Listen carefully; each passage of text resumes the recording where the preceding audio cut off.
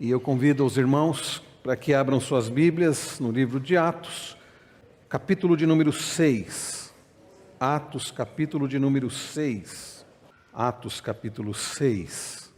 Atos, capítulo 6. Hoje, queridos, nós vamos tratar dos versos 1 a 7. Vamos expor os versos 1 a 7, o início do capítulo 6.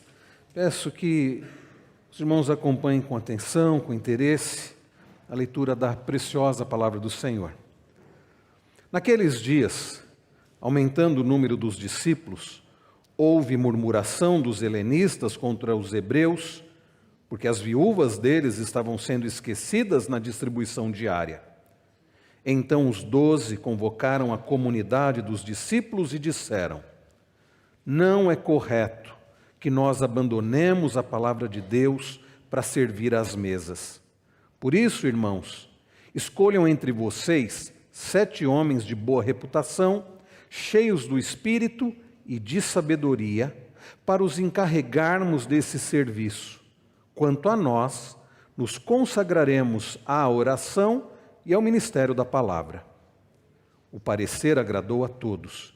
Então elegeram Estevão, homem cheio de fé e do Espírito Santo, Filipe, Prócoro, Nicanor, Timão, Pármenas e Nicolau, prosélito de Antioquia. Apresentaram estes homens aos apóstolos, que orando lhes impuseram as mãos. A palavra de Deus crescia e em Jerusalém o número dos discípulos aumentava. Também um grande grupo de sacerdotes obedecia à fé. Vamos orar mais uma vez. Pai Celestial, nós agradecemos por tudo que já pudemos participar deste culto, pudemos fazer, ó Deus, prestar ao Senhor neste culto, pela forma como o Senhor já nos tem abençoado, edificado, através das orações, hinos, cânticos, através da leitura da Tua Palavra. E agora, ó Deus, pedimos que o Senhor esteja aplicando aos nossos corações os ensinos contidos neste texto que acabamos de ler. É a palavra do Senhor. Certamente o Senhor não deixou este registro por qualquer motivo. Certamente, ó Deus, o Senhor tem um propósito em ter deixado este registro acerca da escolha daqueles homens, ó Deus, para servirem à mesa. Por isso, Senhor, ensina-nos aquilo que o Senhor, o propósito que o Senhor tem para nós, dos ensinos desta palavra. Pedimos estas bênçãos no nome de Jesus. Amém. Igreja é algo interessante, né? O viver igreja, o ser igreja. O ser igreja envolve desafios, envolve alguns desafios que são bons, alguns desafios difíceis, mas ser igreja envolve desafios. E nesses desafios, por vezes, irmãos, nós nos vemos como que incapacitados para lidar com esses desafios. E precisamos ser lembrados que a igreja é do Senhor. A igreja é do Senhor. Ele conduz a igreja, Ele capacita a igreja. E Ele, queridos, que é o Senhor da igreja, que tem o propósito de usar a sua igreja para testemunho de Cristo, como nós temos visto desde o capítulo 1 de Atos. Lembra-se Jesus dizendo: e sereis minhas testemunhas, tanto em Jerusalém como Judéia e Samaria, até os confins da terra. Ele, queridos, que deseja nos usar como testemunhas, Ele é quem tem conduzido e suprido a sua igreja. Não podemos perder isso de vista, senão desanimamos, senão deixamos de buscar nele aquilo que precisamos para o que diz respeito ao governo da igreja, a condução da igreja.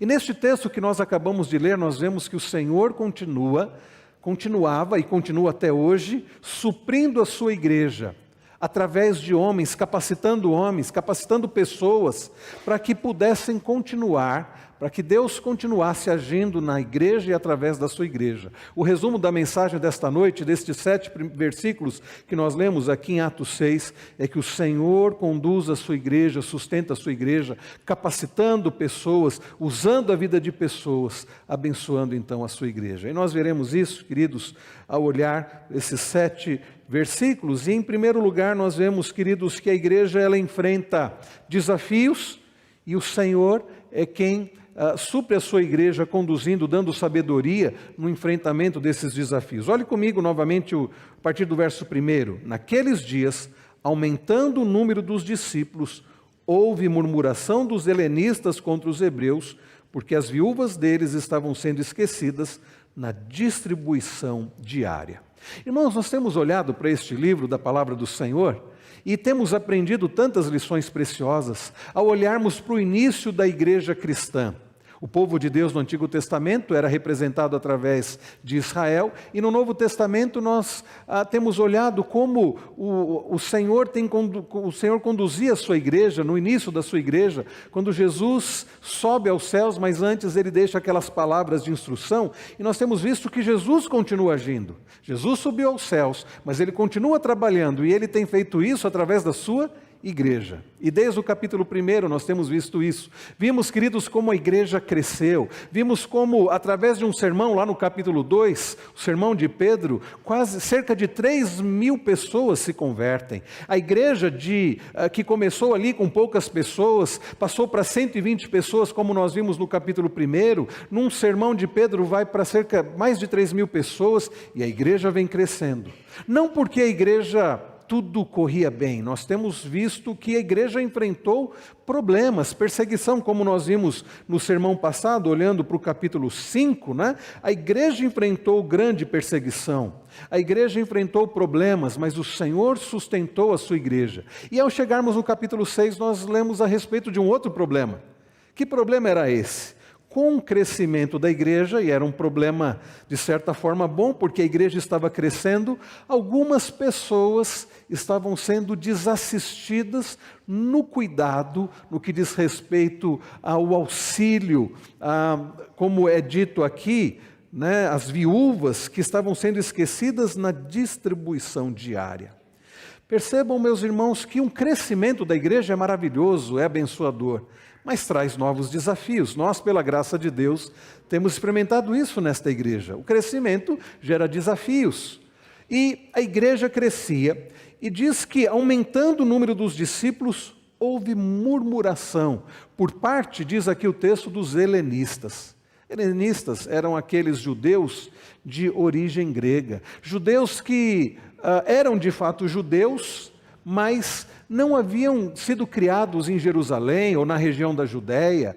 Aqueles judeus que haviam sido criados fora, né, de Jerusalém, fora da Judéia, por exemplo, gente de Antioquia e outras cidades. Judeus que não falavam muito provavelmente o aramaico, o hebraico, falavam grego. Pessoas que eram judeus, mas que haviam recebido uma influência de uma outra cultura. E esses então são os chamados helenistas. Eram de origem grega, mesmo sendo judeus, tinham uma outra cultura, uma outra língua. E diz, irmãos, que houve murmuração por parte deles. Murmuração em relação, ou murmuração contra os hebreus. Os hebreus eram judeus, mas diferente dos helenistas, eles falavam lá a língua, o aramaico, né, que era uma derivação do hebraico, eles tinham a cultura, toda aquela cultura hebreia.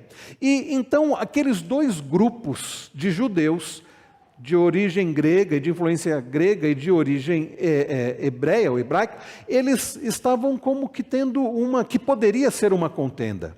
E aqueles de origem grega disseram: as nossas viúvas estão sendo esquecidas no cuidado. As nossas viúvas estão sendo esquecidas na distribuição diária.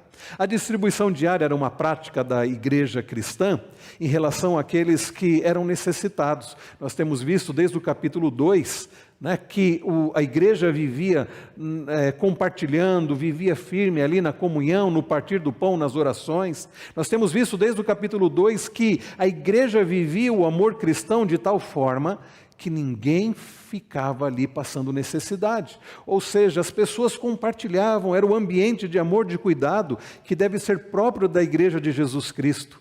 Vivermos o amor cristão, cuidarmos uns dos outros, sustentarmos uns aos outros, sermos bênção na vida uns dos outros. De forma que os mais necessitados, como viúvas, viúvas que não tinham como ter o sustento, o marido havia morrido, muitas daquelas mulheres não tinham filhos ali que pudessem sustentá-las, e elas provavelmente passariam profunda necessidade, provavelmente iriam mendigar. E aquelas pessoas, então, aquelas viúvas, elas eram um grupo assistido pela igreja. E os helenistas, eles dizem: as nossas viúvas estão sendo esquecidas. Bem, alguns comentaristas dizem que era uma crítica ou era uma acusação, porque Lucas usa a palavra murmuração dos helenistas. Então talvez eles não estivessem simplesmente dizendo, olha, tem um problema acontecendo. A igreja está crescendo e algumas mulheres estão sendo desassistidas, não porque por falta de cuidado, mas porque a igreja está crescendo. É possível, de fato, irmãos, que aqueles helenistas estivessem fazendo uma crítica ou estivessem trazendo aqui uma reclamação, dizendo, está acontecendo algum tipo de separação, ou como nós poderíamos dizer, de acepção de pessoas. Os hebreus estão, de forma voluntária, deixando de dar assistência àquelas viúvas de origem grega.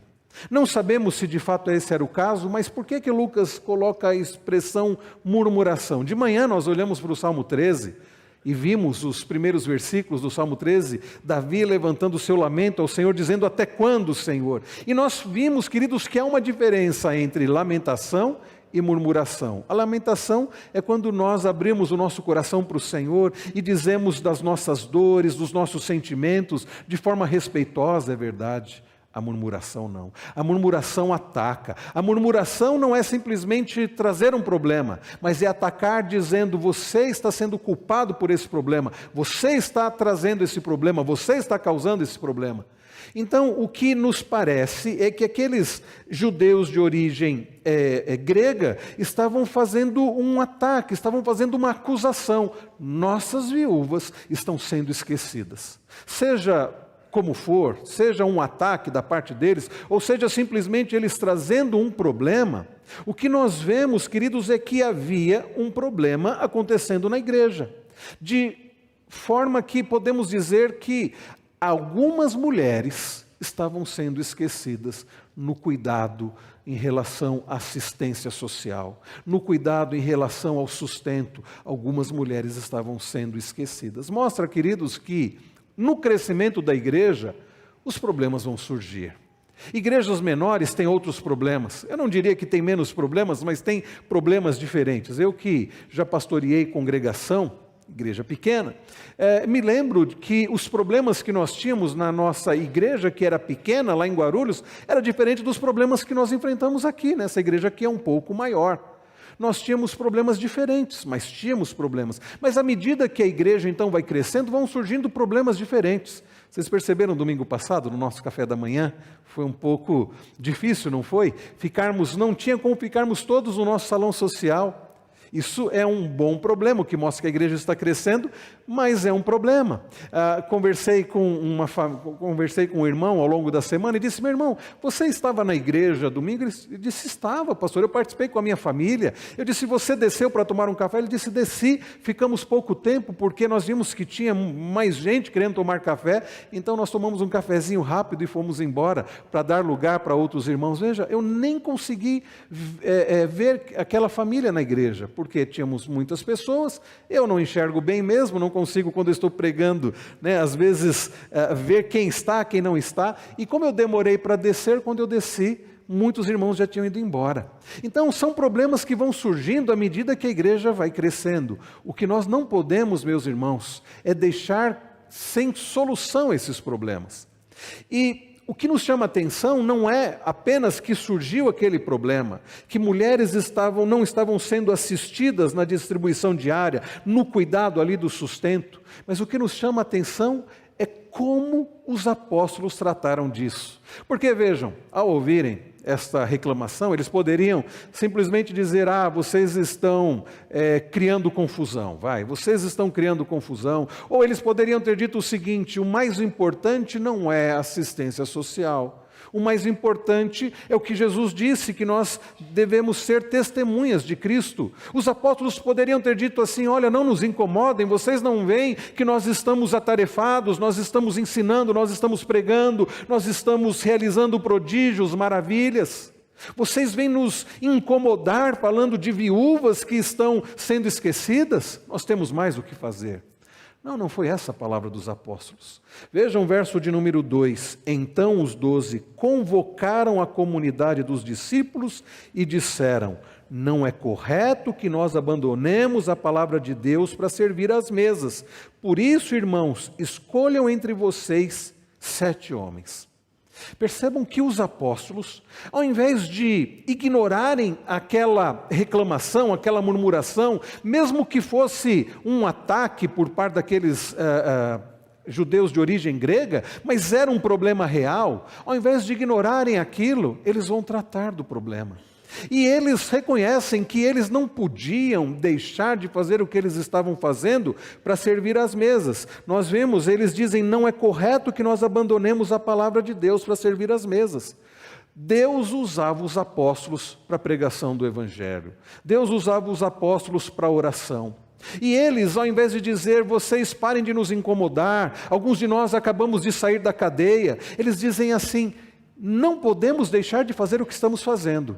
Mas o problema precisa ser resolvido. Essas nossas irmãs não podem ser esquecidas, continuar sendo esquecidas na distribuição dos alimentos, no serviço da mesa. Nós precisamos resolver isso. O que mostra, irmãos queridos, que o cuidado com os membros da igreja é algo importante. Os apóstolos não ignoram aquela murmuração dos helenistas. Os apóstolos, nem tampouco, eles tentam resolver o problema deixando de fazer o que eles deveriam continuar fazendo, que era a pregação da palavra e a oração.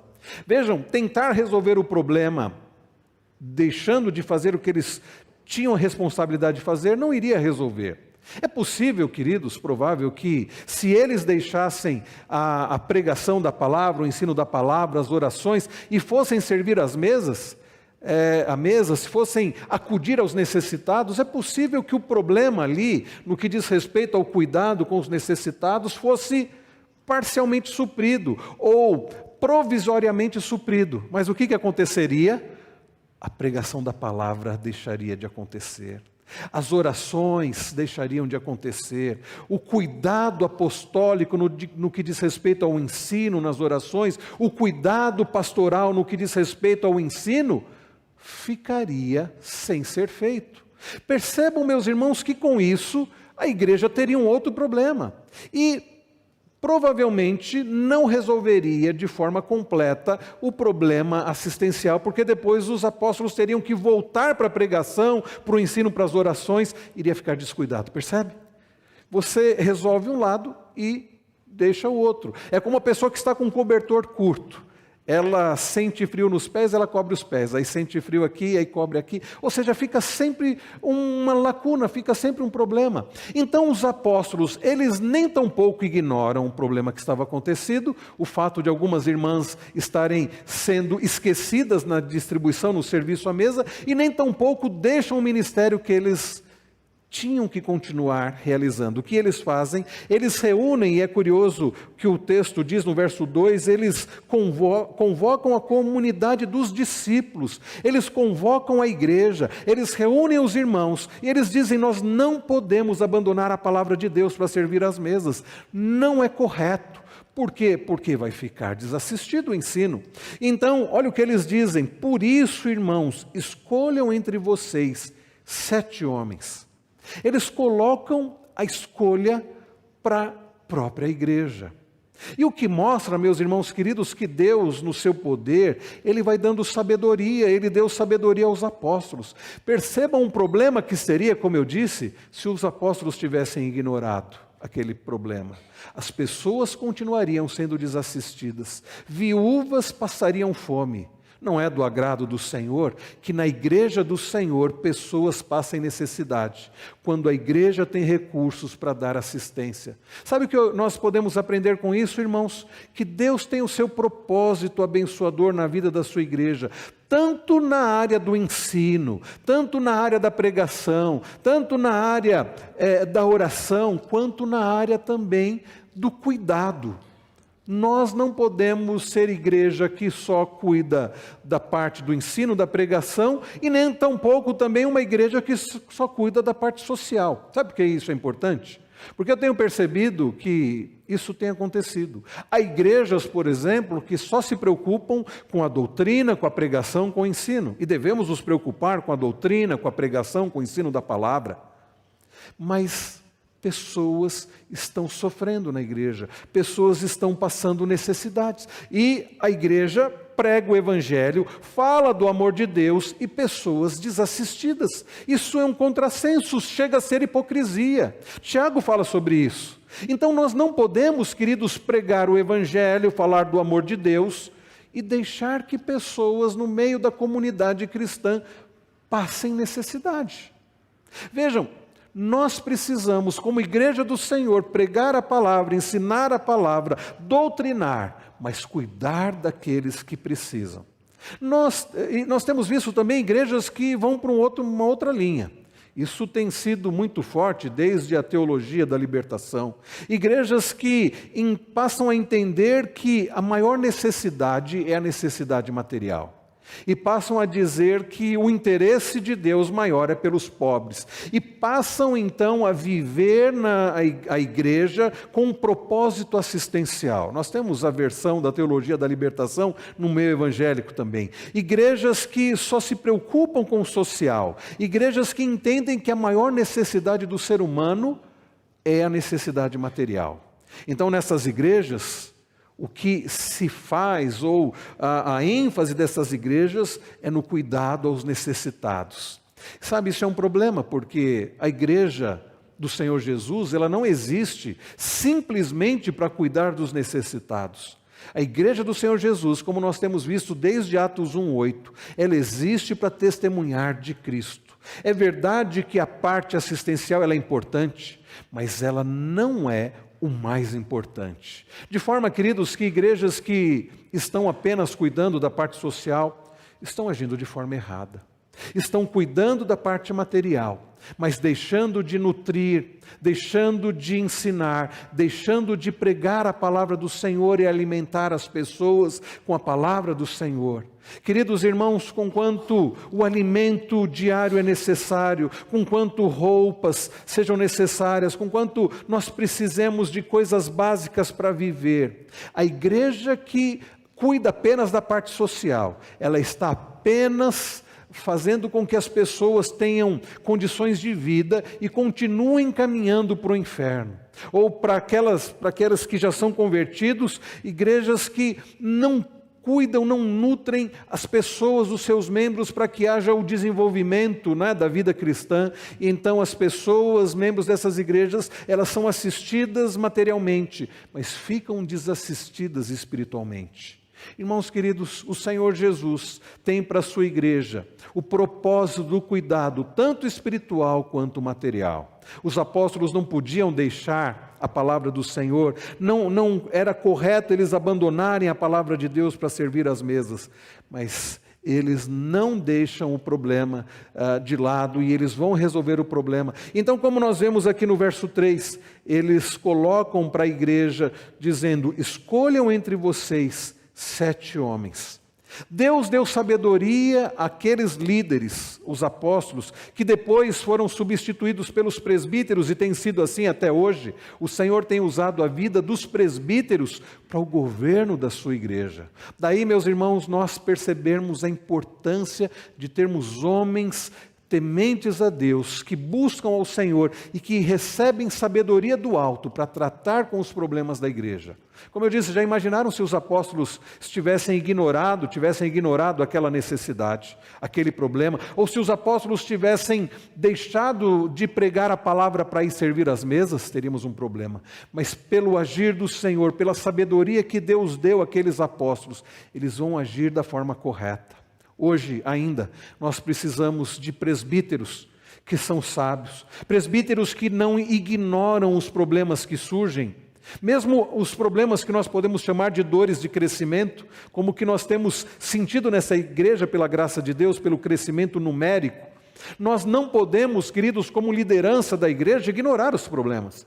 Nós não podemos deixar de lado os problemas. Nós não podemos, queridos, resolver também de forma errada. Nós precisamos agir conforme a vontade do Senhor, buscando sabedoria do Senhor para tomar decisões corretas. A igreja poderia ter se dividido naqueles dias. Os helenistas poderiam se sentindo excluídos ou deixados, ou sendo, de alguma forma ali ignorados, eles poderiam ter saído dali. Mas não, a coisa é tratada de tal forma que, se vocês observarem o verso 5, diz: o parecer, o que está dizendo aí? Agradou a todos. Não houve ali uma divisão. Os apóstolos não deixaram que aquela murmuração dos helenistas crescessem ainda mais, tomassem ainda mais corpo, a ponto de haver uma divisão entre hebreus e helenistas. Os apóstolos agiram rápido e agiram com sabedoria, colocando ali o problema e então colocando para a igreja a escolha de 7 homens. E percebam, irmãos, que daí nós falarmos sobre a importância de termos pessoas com sabedoria, tementes a Deus no governo da igreja. Porque quando nós temos pessoas que não temem a Deus no governo da igreja, no conselho da igreja, presbíteros, sejam regentes e docentes, nós percebemos que os problemas não são tratados como deveriam, no tempo que deveriam ser tratados, na hora que deveriam ser tratados, da forma como deveriam ser tratados.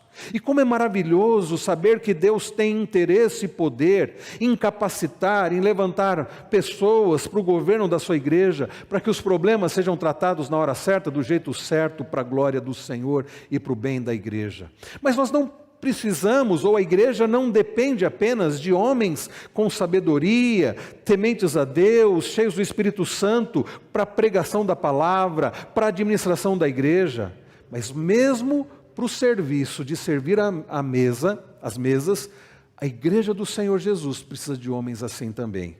Olhe comigo ainda o verso de número 3. Por isso, irmãos, escolham entre vocês 7 homens, agora percebam aí a lista, de boa reputação, cheios do Espírito e sabedoria, para os encarregarmos desse serviço.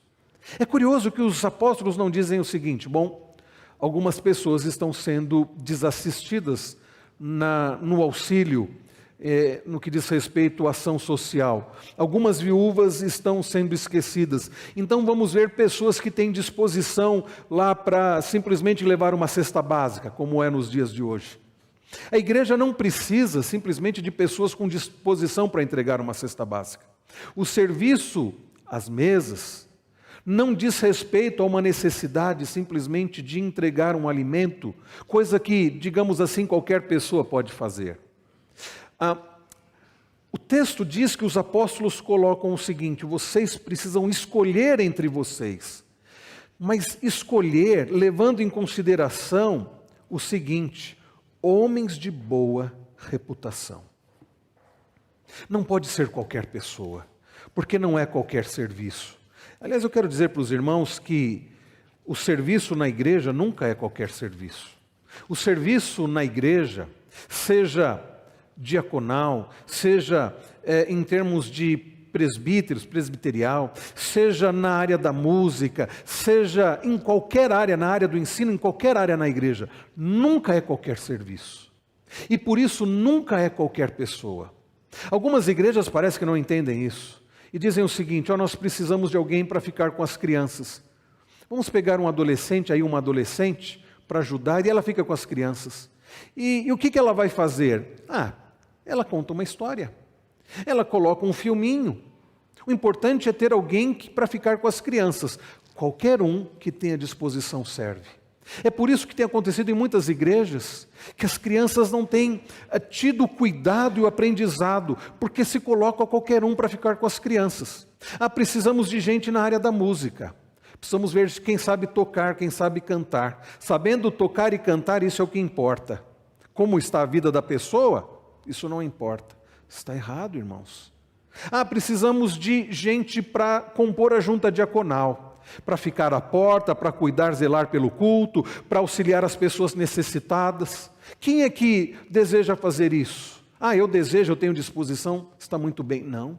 A Bíblia traz, meus irmãos, características necessárias das pessoas para exercerem esses cargos, porque na igreja do Senhor, o trabalho na obra do Senhor nunca é qualquer trabalho, por isso nunca é qualquer pessoa. E nós vemos o cuidado do Senhor através dos apóstolos, a ponto de dizer pessoas de boa reputação.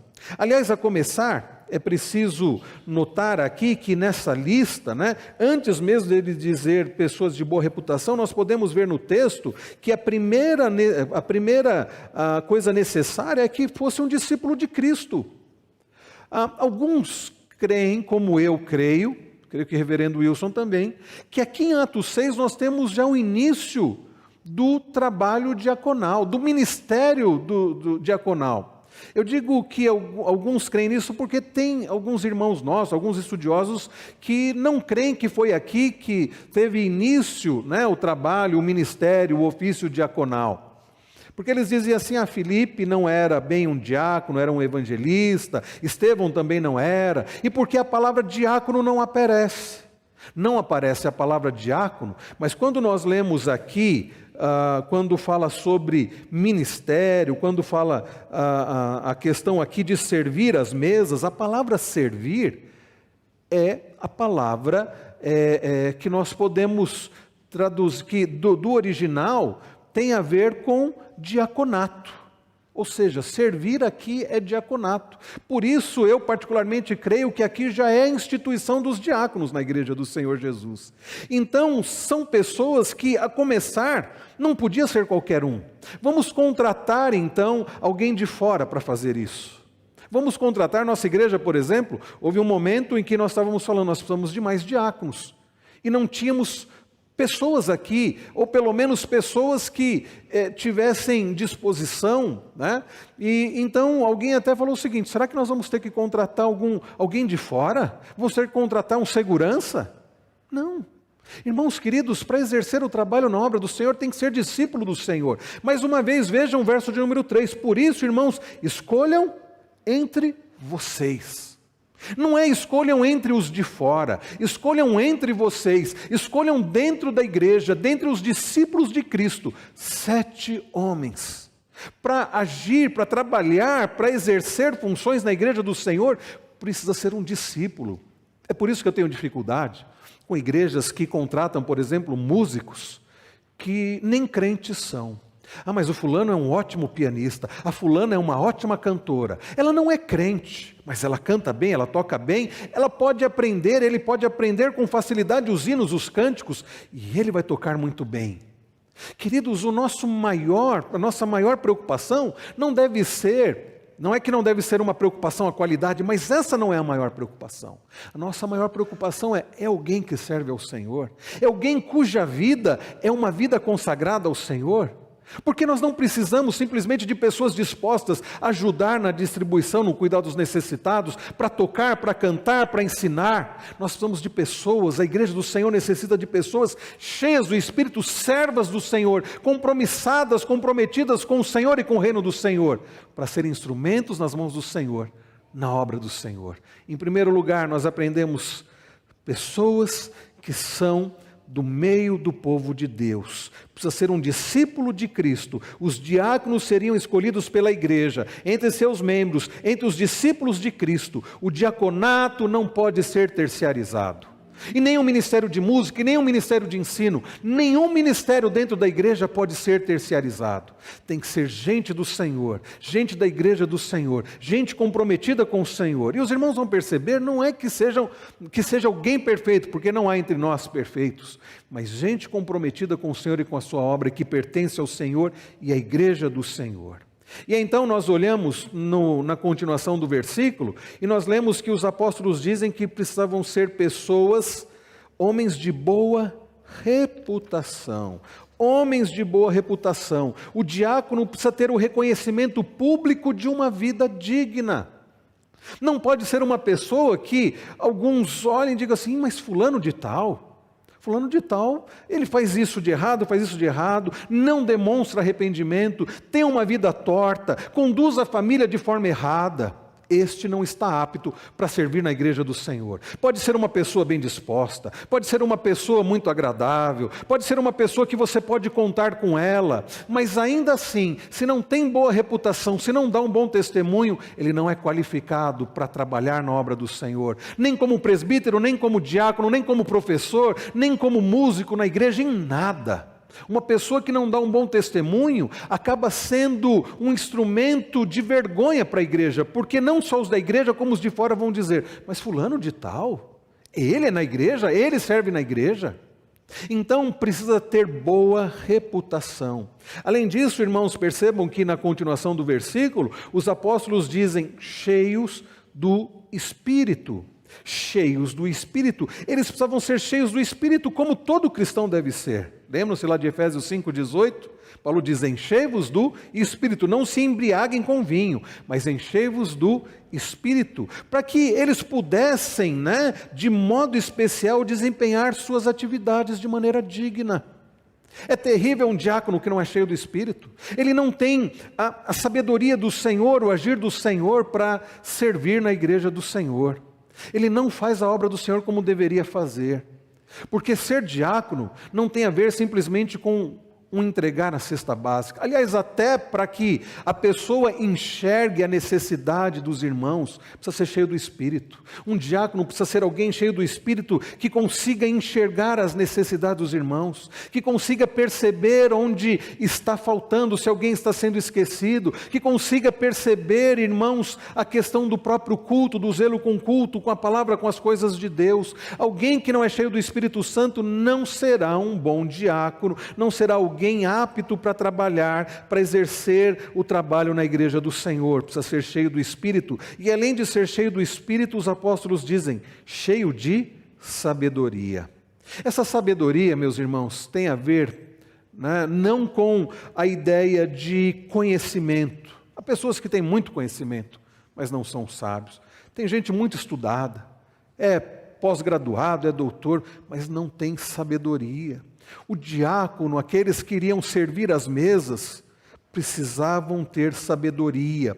Os diáconos precisavam ter a sabedoria concedida pelo Espírito Santo, para saberem como resolver os problemas que já existiam e outros que iriam surgir. E à medida do tempo, problemas vão surgindo. E quando a igreja vai crescendo, isso acontece de fato. E os diáconos precisam ter sabedoria para gerenciar, para administrar, para cuidar, para serem instrumentos nas mãos do Senhor, no cuidado da sua igreja, resolvendo os problemas.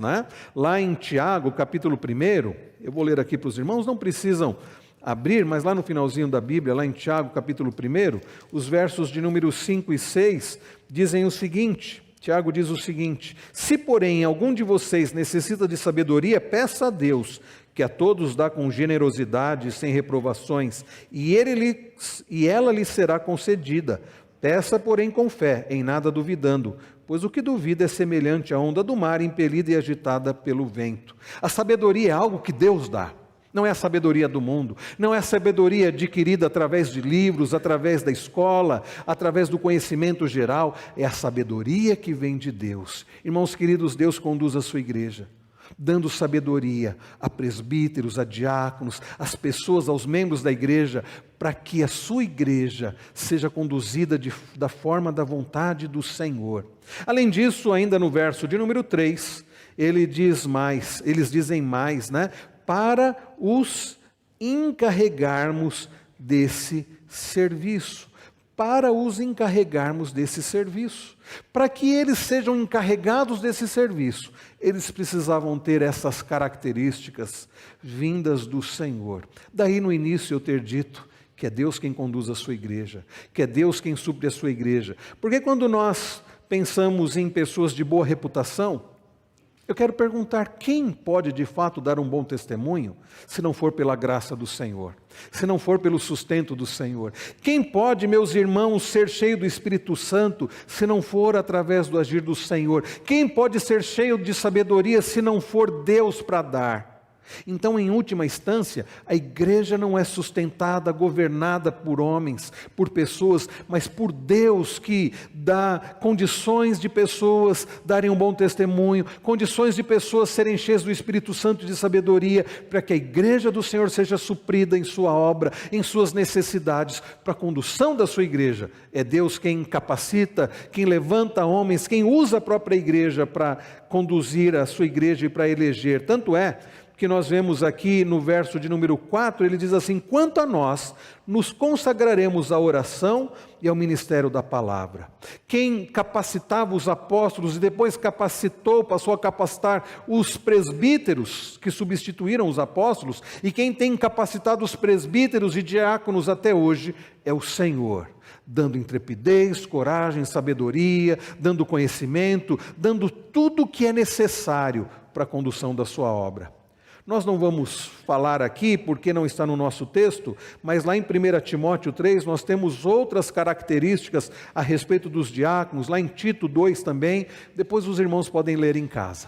Irmãos queridos, os apóstolos, capacitados pelo Senhor, conduzem a igreja para resolver aquele problema, e então eles dizem: escolham entre vocês 7 homens, e vejam então no verso de número 5, o parecer agradou a todos. Então elegeram Estevão, homem cheio de fé e do Espírito Santo, Filipe, Prócoro, Nicanor, Timão, Pármenas e Nicolau, prosélito de Antioquia. A própria igreja, os próprios membros da comunidade, os próprios discípulos escolheram conforme a orientação dos apóstolos, certamente conforme a orientação do próprio Deus, orientados pelo próprio Deus. A igreja elegeu aqueles homens. Daí, irmãos, na igreja presbiteriana nós seguirmos a mesma coisa. Nós elegemos presbíteros e diáconos conforme nós vemos no Novo Testamento.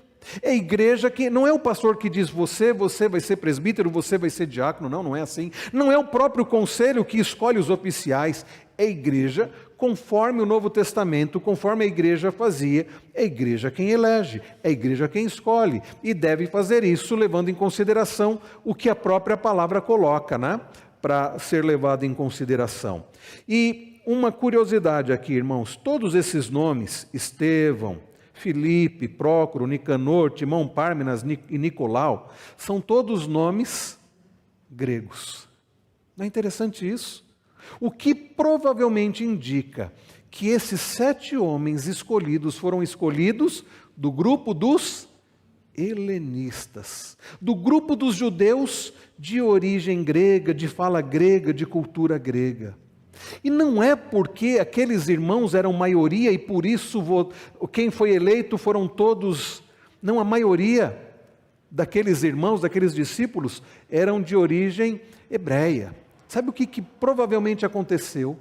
Como a igreja ficou sabendo que as viúvas que estavam sendo esquecidas eram de origem grega, eles resolveram escolher todos aqueles homens de origem grega, para que nenhuma daquelas viúvas continuassem a ser esquecidas. Ou quem sabe tenham feito isso para que aqueles irmãos helenistas não continuassem murmurando como se estivesse acontecendo acepção de pessoas, discriminação de pessoas. Não é o amor dentro do povo de Deus, dentro da igreja do Senhor, um amor cuidadoso. Então aqueles 7 homens foram escolhidos pela própria igreja, aqueles 7 homens provavelmente de origem grega. E vejam, diz assim, Nicolau, prosélito de Antioquia.